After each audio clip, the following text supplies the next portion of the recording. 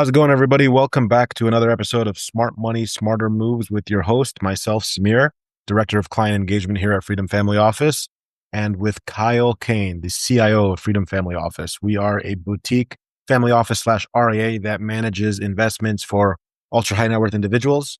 And if you ever have any interest about hiring a money manager, you should reach out to us, and you can reach out to either Kyle at freedomfamilyoffice.com or myself, Samir at freedomfamilyoffice.com. Be happy to do a portfolio review. So today we're going to focus on the news from this week, Kyle, which is the government has shut down. And so when a government shutdown happens, it's usually because Democrats, Republicans, they can't agree with each other. So the House, the Senate, there's a dispute. What do you take on the government shutdown? And more specifically from a macro, what does it mean for investments in the stock market? Yeah, so I would say, it's been a couple days now, or it's Friday, so the government's been shut down for a couple days now. I feel like most of probably the listeners have, heard that tons of news reports already about historically the shutdown doesn't impact the markets too much. Unfortunately, this isn't the first time we've had to deal with this. We had to deal with it in the Trump first presidency. It's happened, several times throughout history. So we can kind of look back at what does that mean? Obviously, it's not a good thing, right? It's a lot of just posturing, and shows the dysfunction in our government. But, ultimately, they usually don't last too long. The longest was during Trump's first presidency of 30 something days. But usually they're not because, yeah, it does shut down a lot of the discretionary spending. It can have, the longer it goes on, it does have a little bit of economic impact, on the overall economy. Right, any furloughed workers will get back pay, so that the economy slows down and then it kind of picks back up. But sometimes there is a net drag there a little bit the longer it goes on. I think right now the main thing to focus on is the markets have actually been going up though since it's happened the past 2 days. Is that it doesn't have too much. The main aspects are important.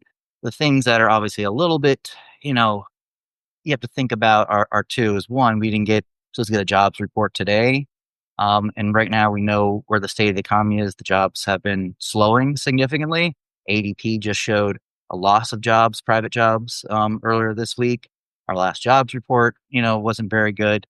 So we're kind of combating a slower inflation. The Fed's trying to combat slower employment with rising inflation. And we get CPI data on the 15th and, we're still shut down. We're not going to get the CPI data.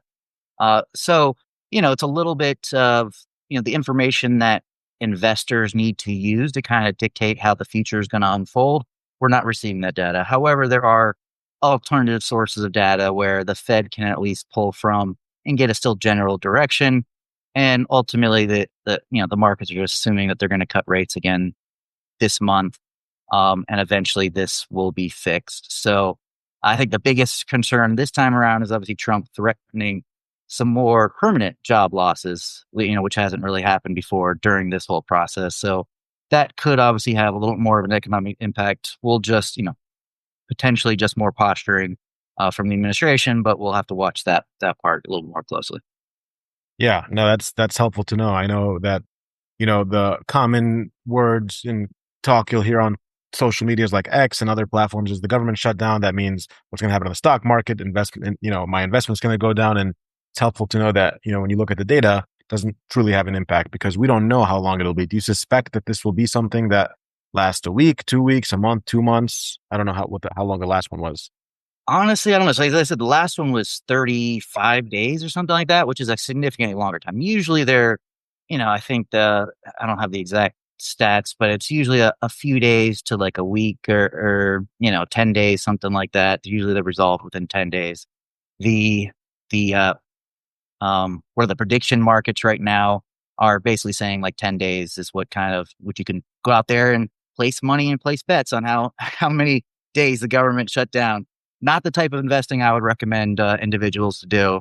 Stick with the tried and true. But yeah, that's probably, it probably won't be too long because, right, like if you're trying to get reelected, I understand, like, again, Republicans are blaming on Democrats, Democrats are blaming on Republicans. But if you want to get reelected and we have midterm elections next year, right, if individuals aren't getting their Social Security checks on time and they're not able to go vacation at, national parks and things like that for too long, there'll start to be some uproar, and the whoever's in the current seat will get blamed for it. So it usually won't last too long.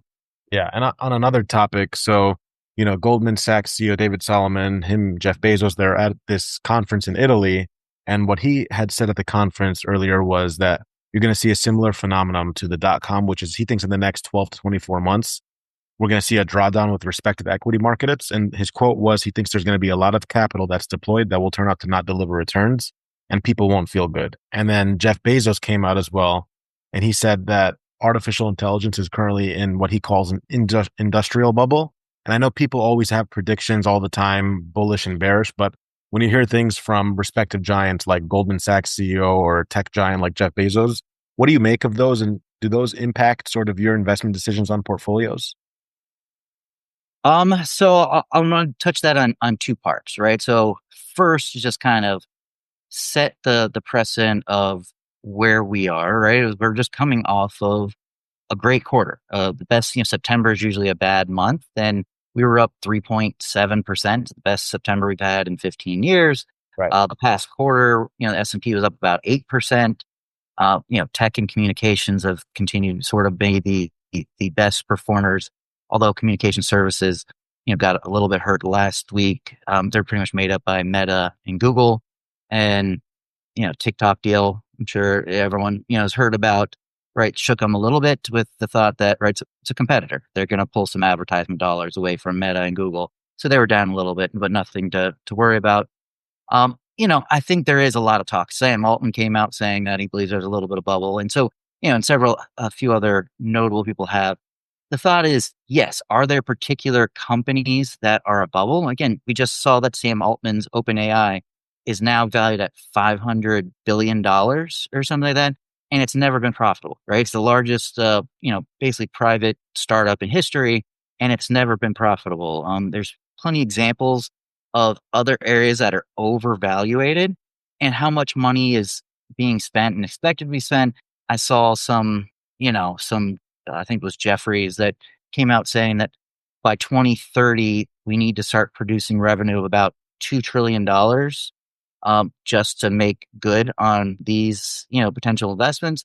And my comment here is that it's twofold. Is yes, certain companies, just like the internet, the dot-com bubble back in then, that was a transformative time in the world, the internet.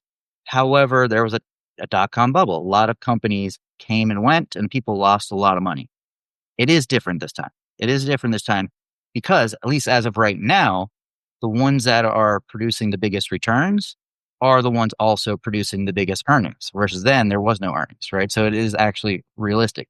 Whether or not there is a bubble that is, so much money is being spent that the ultimate revenues aren't there in the end, that could happen, but we're far away from that, in my opinion, right? We're still in the area of, there's no slowdown. Just this week, we saw so many more deals between OpenAI and, and Meta and Microsoft and Chinese companies.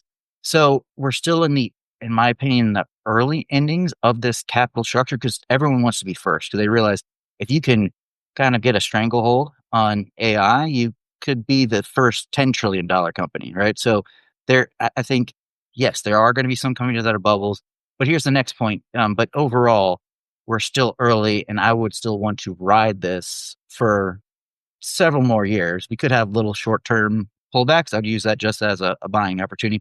But here's the other point.